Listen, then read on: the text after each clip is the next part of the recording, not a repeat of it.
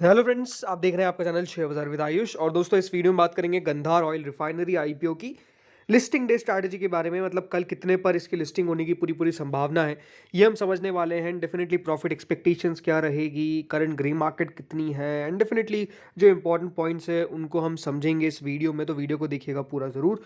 उससे पहले दोस्तों, अगर अभी तक आपने चैनल को सब्सक्राइब नहीं किया है तो आप चैनल को सबसे पहले ज़रूर सब्सक्राइब भी कर लीजिएगा।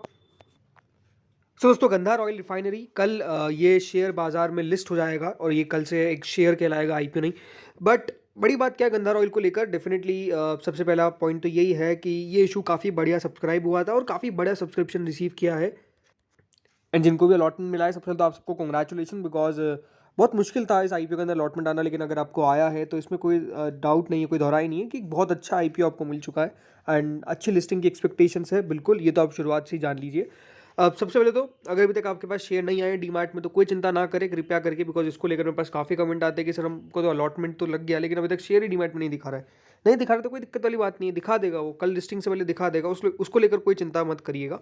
बाकी आपको जो शेयर मिला याद रखिएगा, 169 रुपीज़ का आपको एक शेयर मिला है। कितने शेयर्स मिले हैं? 88 शेयर्स मिले हैं कुल मिलाकर इन अ सिंगल लॉट, ठीक है। अब सबसे पहले दोस्तों, जब भी मैं सब्सक्रिप्शन की बात करता हूँ या फिर सबसे पहले जब भी मैं बात करता हूँ लिस्टिंग की, तो मैं हमेशा कहता हूँ कि सब्सक्रिप्शन देखिए, सब्सक्रिप्शन कैसा निकल के आया है। तो इसके अंदर जो सब्सक्रिप्शन का आंकड़ा है वो अपने आप में बेहद शानदार है। 129 टाइम दोस्तों क्यूआईबी ने इस इशू को सब्सक्राइब किया था। ऑलमोस्ट 12,923 करोड़ क्यूआईबी की तरफ से आए थे। आज आपने देखा दोस्तों, जो आई रेड आईपीओ था वहाँ पर क्यूआईबी का पैसा आया था 100 गुना से ऊपर, लेकिन उसके अंदर फॉलो बाइंग देखने को मिली। तो इसका मतलब एक बात तो साफ है कि जब भी देखिए क्यूआईबी मोटा पैसा लगाते हैं तो इसकी पॉसिबिलिटी काफ़ी हायर है, क्योंकि देखिए सबको तो अलॉटमेंट मिलेगा नहीं, राइट। तो क्योंकि सबको अलॉटमेंट नहीं मिलेगा लेकिन उनको लग रहा है कि हाँ कंपनी के अंदर वैल्यू है, तो वो बिल्कुल बाइंग करने जाते हैं। ऐसा मैंने देखा है, काफ़ी रिटेलर्स भी जाते हैं, काफ़ी एचएनआईज भी जाएंगे, लेकिन ओवरऑल मेजरली मैं आपको बता रहा हूँ। बाकी जो एचएनआई कैटेगरी थी वो 64 गुना सब्सक्राइब हुई थी, लेकिन मैं हमेशा कहता हूँ ज़्यादातर फोकस करिए सिर्फ कहाँ पर, क्यूआईबीज पे। और क्यूआईबीज का इतना पैसा लगाने का मतलब ये साफ साफ है कि जो कंपनी है उसको लेकर ये काफ़ी पॉजिटिव नजर आए। एंड यही एक सबसे बढ़िया बात है। देखिए, ये जो गंधार ऑयल है अपने आप में, देखिए सेक्टर में one of the leading company में से एक है, लीडर मैं तो कह सकता हूँ। और जो कंपनी बनाती है, देखिए जो ऑयल है वो डिफरेंट टाइप का ऑयल है। मतलब कंपनी को, ये जो कंपनी इनका ऑयल बनता है ये एंड इंडस्ट्रीज़ में काम आता है। और बहुत सारे बड़े बड़े ब्रांड्स, जैसे मैंने आपको बताया था यूनिलीवर, पीएनजी, अमृतांजन, इन सब के प्रोडक्ट्स के अंदर इनका ऑयल का यूज़ होता है। तो इनके ऑयल के बिना उनके प्रोडक्ट्स कंप्लीट नहीं हो सकते। तो आप समझते हैं कि देखिए इनके डेफिनेटली जो ब्रांड है, और दिव्यॉल नाम का इनका एक ब्रांड है, तो वो भी काफ़ी फेमस हम कह सकते हैं उस इंडस्ट्री में है। लेकिन अच्छी बात क्या है कि जो इनका प्रोडक्ट है वो, उसका यूजेज जो है वो बिल्कुल एंड इंडस्ट्री में आता है। तो यूज़फुल, या फिर हम कह सकते हैं इसका जो इनके जो लॉन्ग टर्म कॉन्ट्रैक्ट्स है ये बहुत ज़्यादा बढ़िया है, एक अच्छा प्लस पॉइंट है इनके लिए। एंड जैसे मैंने कहा कि इनके ऑयल के बिना उनके प्रोडक्ट्स कंप्लीट नहीं है, जो बड़े बड़े ब्रांड्स हैं जो बनाते हैं, नो डाउट। तो ये इनके लिए पॉजिटिव बात निकल के आ जाती है। हाँ ज़रूर, देखिए कंपटीशन है, कंपटीशन को कोई डिनाई नहीं कर सकता है, कंपटीशन हमेशा एक फैक्ट रहेगा। लेकिन उसके अलावा जो इंपॉर्टेंट बात है, रेवेन्यू ग्रोथ कंपनी की वो भी सॉलिड रही। बिकॉज आपको हमेशा ध्यान में रखना चाहिए दोस्तों, अगर आप लिस्टिंग के दिन इसको होल्ड करने का सोच रहे हैं तो होल्ड किस बेसिस पे करने का सोच रहे हैं, राइट। पहला तो हो जाएगा सेक्टर, सेकंड कंपनी के फाइनेंशियल्स। ये दो चीज़ें तो इंपॉर्टेंट है। अगर सेक्टर का पता है, कंपनी के बारे में पता है, एंड डेफिनेटली आखिरी प्रमोटर्स भी हम कह सकते हैं।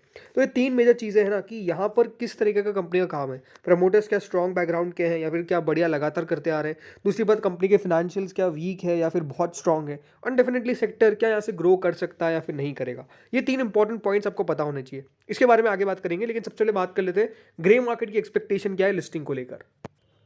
तो एक पॉजिटिव बात आपको बताता हूँ ग्रे मार्केट की क्या है, कि ग्रे मार्केट ने फिर से अपना ऑलमोस्ट हाई के पास पहुंच चुकी है इसकी। उसका पीछे का रीजन है आज की लिस्टिंग आई रेडा की। देखिए, एक बात आपको समझनी पड़ेगी, बाजार चलता है सेंटिमेंट पर भी, ठीक है।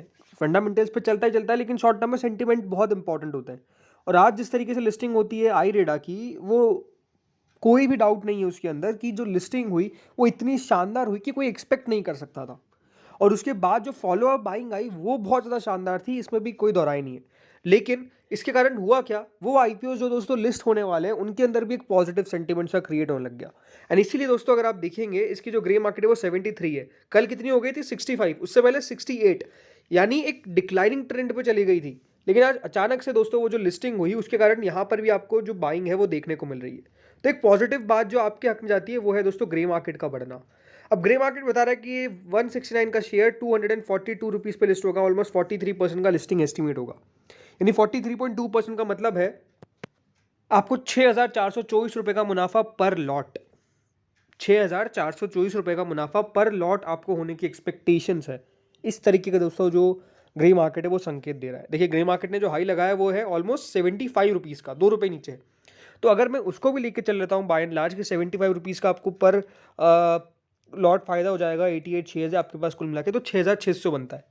लेकिन मैं आपको ये कहूँगा कि चलिए जो ग्रे मार्केट है अगर एग्जैक्ट देखा जाए तो 6,424 रुपये के आसपास की एक्सपेक्टेशन है लिस्टिंग की। तो अब मेरा एक्सपेक्टेशन क्या है इसमें मैं आपको ये बता देता हूँ। तो इसका प्राइस है देखिए 169 रुपीज़ का, आपके पास शेयर है कुल मिला के 88। मेरे हिसाब से दोस्तों ये जो शेयर है वो लिस्ट होगा एटलीस्ट 65 टू 90 रुपीज़ की रेंज में, मतलब कि 65 रुपीज़ आपको 169 में ऐड करके बोल रहा हूँ मैं, ये 169 प्लस 65 तो मिनिमम है मेरे हिसाब से दोस्तों। इसकी जो लिस्टिंग है 169 प्लस 65 की अगर मैं बात करता हूँ एग्जैक्ट वैल्यू जो निकाल के यहाँ पर हमारी बनती है 169 प्लस 165 इज़ अराउंड वॉट कह सकते हैं 234, 234 रुपये के आसपास दोस्तों बेसिकली आपको एक कम से कम लिस्ट होता हुआ देखने को मिलेगा। 234 मेरे हिसाब से बिल्कुल मान लीजिए कि आराम से लिस्ट हो जाएगा, और मैक्सिमम मान के चल रहा हूँ कि 259 तक भी लिस्ट हो सकता है। अब रेंज बड़ी क्यों है, रीज़न सिंपल है, देखिए बाजार, क्योंकि एक बात आपको ध्यान रखनी पड़ेगी, कल का जो एक इंपॉर्टेंट इवेंट है वो है दोस्तों बहुत सारे न्यूज़ चैनल के ओपिनियन पोल। बेसिकली इलेक्शंस आपको पता ही है, जो स्टेट इलेक्शंस है वो कल खत्म हो जाएंगे एंड उसके बाद दोस्तों रिजल्ट का वेट है। लेकिन स्टेट इलेक्शन से पहले हमारे यहाँ पे होता है क्या आपको पता ही है, जैसे रिजल्ट आने वाले होते हैं उससे पहले आ जाते हैं एग्जिट पोल्स, यानी ये पता चल जाएगा मोटा मोटा कि किस किस की सरकार बन रही है कौन कौन से राज्यों में। तो ये एक अपने आप में पॉइंट हो सकता है जिसके कारण दोस्तों हो सकता है कि ट्रेडर्स जो है वो डेफिनेटली अपना प्रॉफिट बांधते हुए नजर आए, क्योंकि क्यों रिस्क लेना, राइट। एक ही तो दिन बचेगा उसके बाद 1 दिसंबर का, उसके बाद तो वैसे ही सैटरडे संडे है तो उसके बाद रिजल्ट आ जाएंगे। तो ये हो सकता है कि दोस्तों जो थोड़ी बहुत पोजीशन है वो आपको कटती हुई भी नजर आए। तो इसका एक बड़ा कारण मैं समझता हूँ कि अगर किसी को थोड़ा सा भी नेगेटिव का पॉइंट अगर ढूंढना है तो ये ज़रूर एक पॉइंट है जिसके ऊपर आपको नज़र रखनी चाहिए। तो इसका मतलब मेरा जो कहना है वो यही है कि 234 को भी राउंड ऑफ करके 235 हम कर लेते हैं, 235 टू 260 रुपीज़ के बीच में दोस्तों इसकी लिस्टिंग की पॉसिबिलिटी है पूरी पूरी। मेरा एक्सपेक्टेशन सिंपल सिंपल ये कहता है। इसका मतलब क्या है, इसका मतलब सिंपल दोस्तों यही है कि आपको मुनाफा एटलीस्ट देखिए 66 रुपीज़ पर लॉट तो होना ही चाहिए एटलीस्ट, मैं मान के चलता हूँ, यानी इसका मतलब है कि 5,808 रुपये का मुनाफा होना चाहिए एटलीस्ट, ठीक है, ये एटलीस्ट कह रहा हूँ। और कितना फ़ायदा हो सकता है टू ए मैक्सिमम पॉइंट, मेरा मानना यही है कि ऑलमोस्ट दोस्तों मुनाफा हो सकता है 7,920 रुपये के आसपास का। इस तरीके की एक्सपेक्टेशन है। रीज़न सिंपल है कि देखिए जो अभी बाजार की कंडीशन है उसके हिसाब से एक बहुत अच्छी लिस्टिंग की भी एक्सपेक्टेशन है। अब आपका क्वेश्चन यही होगा कि क्या इसके बाद खरीदना चाहिए या फिर बेचना चाहिए, राइट। 260 रुपीज़ पे लेट्स से ये लिस्ट हो जाता है तो क्या बाइंग करनी चाहिए। मैं हमेशा मानता हूँ दोस्तों कि इसके बाद जब बहुत अच्छी वैल्यूएशन पे कोई शेयर लिस्ट हो रहा है, कोई अच्छे प्रीमियम पे लिस्ट हो रहा है तो वेट करना चाहिए। लेकिन अगर ये कल 260 की जगह फॉर एग्जांपल मान लीजिए 220 पे लिस्ट होता है तो मेरे हिसाब से एक अपॉर्चुनिटी क्रिएट हो सकती है एंट्री लेने की। 260 के प्लस आप बाइंग करना चाहते हैं कोई दिक्कत नहीं है, आपका पैसा है, आपको पता है कि आपका किस तरीके का रिस्क मैनेजमेंट है, मेरे को कोई मतलब नहीं है। लेकिन मेरा बात क्या है सिंपल कि देखिए जब भी कोई शेयर लिस्ट होता है तो मेरे हिसाब से उसके बाद थोड़ा सा वेट एंड वॉच करना चाहिए, क्योंकि एक तो हमने लगाया आईपीओ में, अब नहीं मिला तो वेट एंड वॉच करना चाहिए। मेरा मानना ये रहता है, मेरी थिंकिंग आपकी थिंकिंग मैच होना कोई ज़रूरी बात नहीं है। आपको अगर कंपनी अच्छी लगती है, आपको लगता है कि हाँ इसके अंदर लॉन्ग टर्म की बहुत वैल्यू है तो बाय, कोई भी प्राइस में बाय करिए, बिकॉज लॉन्ग टर्म के लिए बाय कर रहे हैं आप, राइट। आपको पता है कि यहाँ से 2 से 3 साल मुझे रखने तो फिर तो कोई मतलब ही नहीं है। यहाँ से अगर स्टॉक 10 रुपये नीचे भी आ जाए, 20 रुपये नीचे भी आ जाए तो उसका कोई आपको फर्क नहीं पड़ना चाहिए।